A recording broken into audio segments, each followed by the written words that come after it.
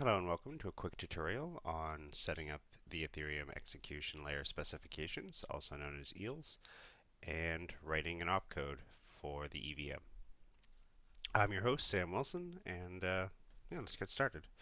So we're going to start by just making a little directory to hold all of our stuff for this. Then we're going to clone the first project we need, which is the Ethereum execution specs.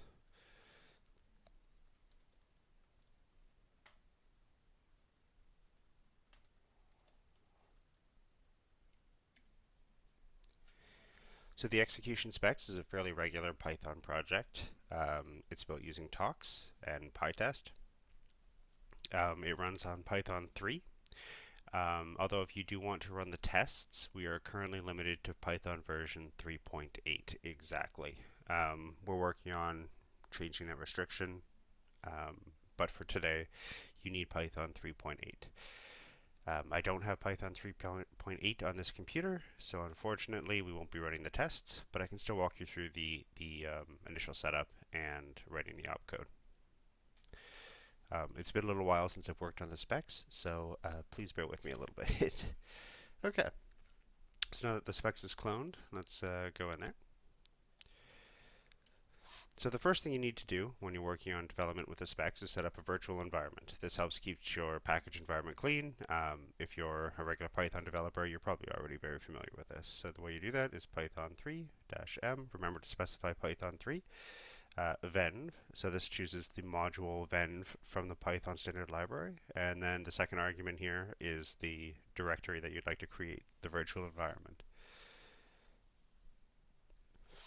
So let's go ahead and do that, and then you activate the virtual environment with a dot. And activate, perfect. So now we're inside the virtual environment. Any packages we install here will be kept separate from your system Python packages. So pip is the package manager for Python projects. So we're going to do a pip install -e, which means install from the current directory. Well, sorry, it means install in editable mode, and then the dot here means install from the current directory. So we're going to install the execution specs into our virtual environment. It'll go and fetch all of the dependencies and get it all set up so we can do some development here.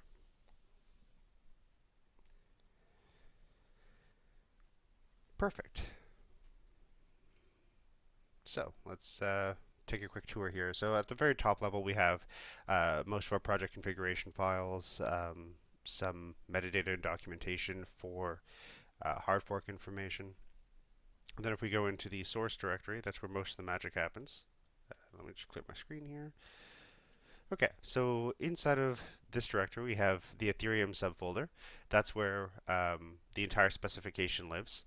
Ethereum optimized, right here.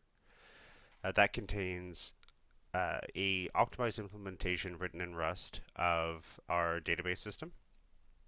And we swap that in for the Python implementation when we're syncing mainnet. Otherwise, we'd absolutely never catch up to the most recent blocks.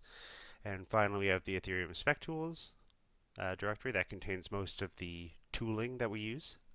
So there's tools in there for creating a new hard fork. There's tools in there for compiling our documentation, and some extra lints and checks and tools for code quality that live in there. So today we're mostly interested in the Ethereum directory, so we're going to jump into there. And kind of a similar idea, give you a little bit of a tour. So in this directory we have a mix of implementation details and hard forks. So all of the hard forks here, like Arrow Glacier, Berlin, Byzantium, Constantinople, they all live in this directory. And then there are also implementation details like ethash, RLP, all of those things live here. We organize these specs as into these directories, and each directory contains a complete implementation of Ethereum for that hard fork. So if you were to go into, say, Shanghai, you'll find everything you need to implement Shanghai independent of the previous hard forks. And that's true for all of the hard forks in here.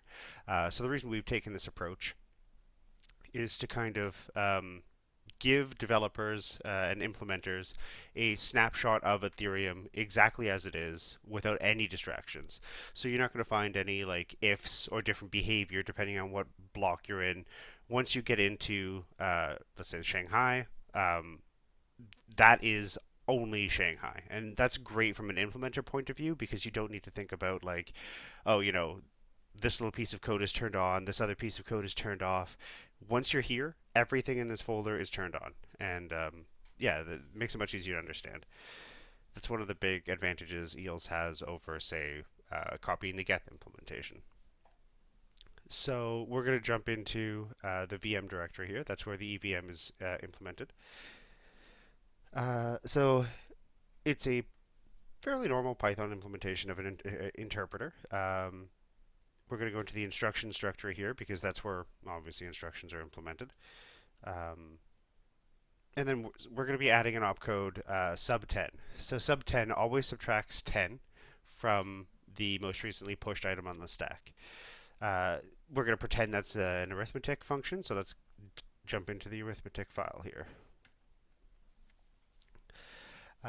So currently our documentation is written in restructured text. That is probably going to change to Markdown, so a lot more people are familiar with Markdown, but for now it is restructured text. We have our own custom integer types, like U256, U64, and those are all implemented in the base types module. So if you get curious about what's available, say you need something fancy for cryptography, it'll probably be in base types. So let's go down here and take a look at the sub instruction. That's where we're going to be basing our implementation off of.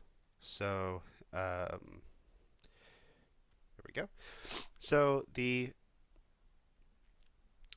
sub instruction here is divided up into several parts, and every instruction that we implement is divided into these same parts.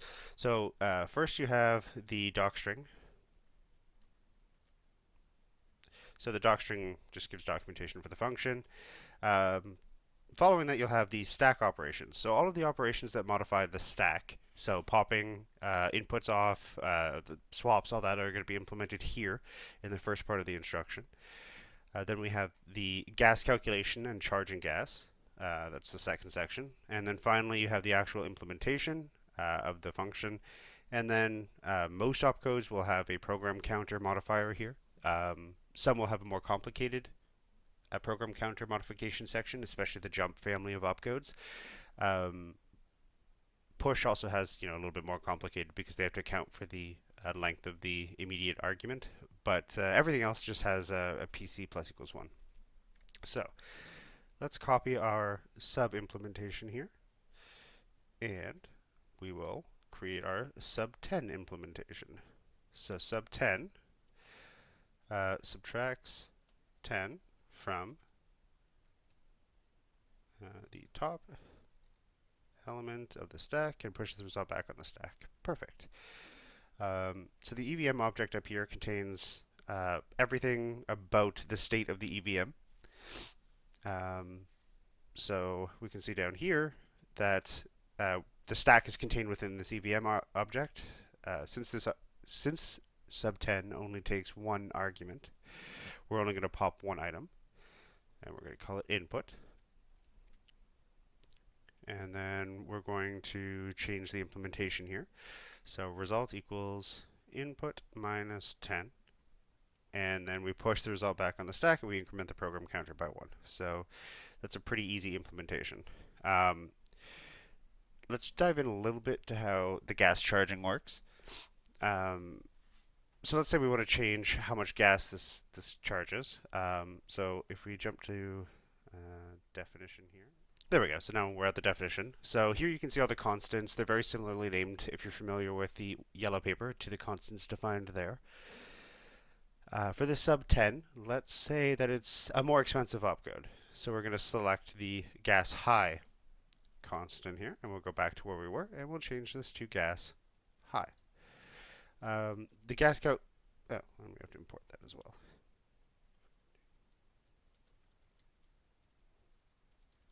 There we go. A little bit of formatting we have to do here. So we do have tooling that'll do all the formatting for you.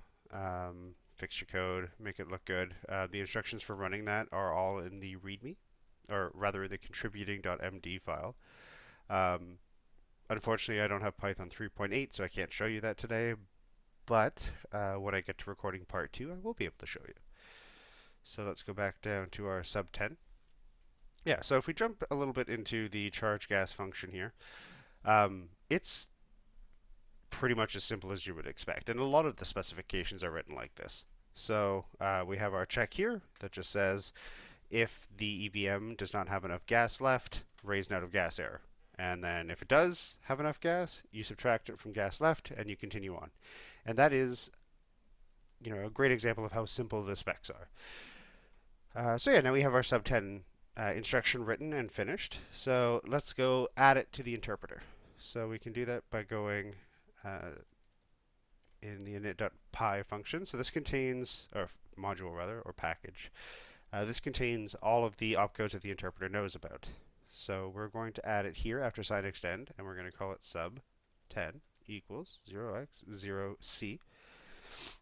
So that gives us the name to integer mapping, and then we have to add it to this dict of callable functions ops.sub10. It's in the arithmetic functions, sub 10 EVM, and there you go. Now the interpreter knows how to use the sub 10 function. That's pretty much it for today. In the next installment of this, incredibly short series, we're going to talk about writing a test to prove that the sub 10 instruction works correctly. That's it for today, and thanks a lot for coming out. Talk to you soon.